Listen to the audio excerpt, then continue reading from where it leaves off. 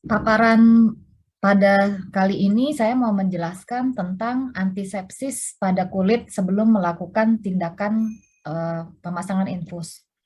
Ini merupakan rangkaian pencegahan infeksi aliran darah yang terdiri dari 5 paparan. Kali ini mengenai mikroflora pada kulit pasien. Jadi dari mana jalur infus ini terinfeksi? Salah satunya adalah adanya eh, mikroflora pada kulit pasien yang tidak dilakukan antisepsis secara baik pada saat melakukan pemasangan infus. Nah, sebelum melakukan pemasangan infus, idealnya kita melakukan antisepsis. Nah, yang paling sering lupa adalah tidak ditunggu sampai kering. Jadi, tidak optimal melakukan eradikasi kuman pada kulit. Di kulit itu ada kuman normal, flora normal yang juga tidak boleh ikut terbawa ke dalam aliran darah. Karena idealnya darah itu steril. Urutan yang benar adalah dilakukan pembersihan dengan alkohol untuk melarutkan lemak kulit, kemudian dengan povidone iodin untuk membunuh mikroorganisme, lalu dibersihkan dengan aquabidas steril. Pada neonatus, povidone iodin ini dapat diserap dan merugikan tubuh. Oleh karena itu yang paling ideal adalah klorheksidin jika di unit teman-teman memiliki klorheksidin. Jangan lupa yang paling sering salah adalah swabnya hanya asal-asalan. Jadi asal basah kemudian melakukan tindakan. Jadi harus betul-betul dilakukan antisepsis untuk membunuh kuman-kuman yang ada di situ. Tipsnya yang lain adalah lakukanlah antisepsis satu ekstremitas. Jadi misalnya kita mau pasang infus di lengan kiri, maka seluruh lengan kiri sampai ke tangan-tangan, kemudian sampai ke lengan bawah, ke lengan atas, itu semuanya dilakukan antisepsis. Ya. Terus yang kedua, pada saat kita melakukan pemasangan infus setelah melakukan antisepsis, maka harus menggunakan duk steril yang lebar. Ya, kita sebutnya maksimum barrier precaution.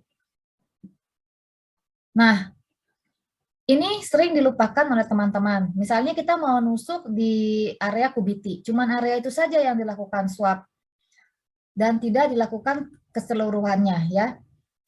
Sedangkan yang sering lupa adalah maksimum barrier precaution. Buat apa sih lebay-lebay menggunakan duk steril yang panjang-panjang? Nanti kita lihat kegunaannya.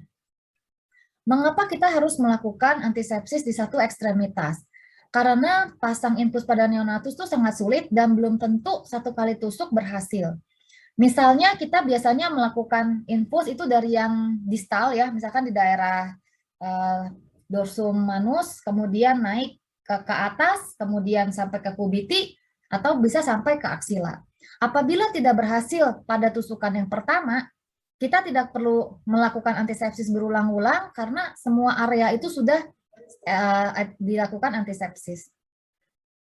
Oleh karena itu, apabila kita melakukan antisepsis satu ekstremitas, lebih aman dan lebih mencegah infeksi aliran darah dibandingkan mau ditusuk baru disuap. Dan tangan kita pun sudah tidak steril karena memegang ekstremitas yang tidak steril.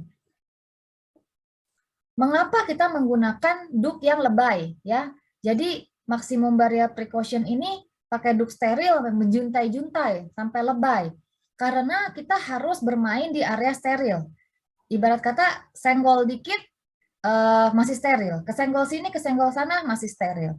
Ya, dengan kita melakukan ini diharapkan proses pemasangan infus akan menjadi lebih steril. Kita tahu bahwa seluruh kulit kita ada flora normal, ada bakteri yang normal ya. Jadi dia tidak menyebabkan penyakit karena tinggal di kulit. Tapi ketika dia ikut ke aliran darah, maka dia dapat menyebabkan infeksi.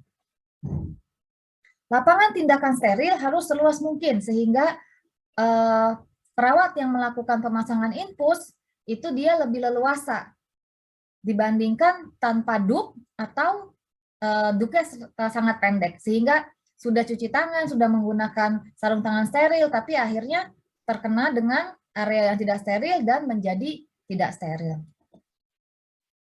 Oleh karena itu, jangan pelit memiliki jumlah kain steril yang cukup banyak pada saat kita mau melakukan tindakan steril. Hal tersebut harus diperhatikan karena kalau kurang nanti kita akan terkena dengan area yang tidak steril ya. Pada saat pemasangan infusnya tidak steril, maka selanjutnya akan sangat menyusahkan ya. Misalnya kita pasang umbilikalnya jadi cepat bonyok, jadi cepat plebitis, atau infusannya jadi cepat bengkak. Bahkan yang paling berbahaya adalah pasiennya sepsis dan menyebabkan kematian. Mari kita turunkan infeksi nosokomial di unit perinatologi.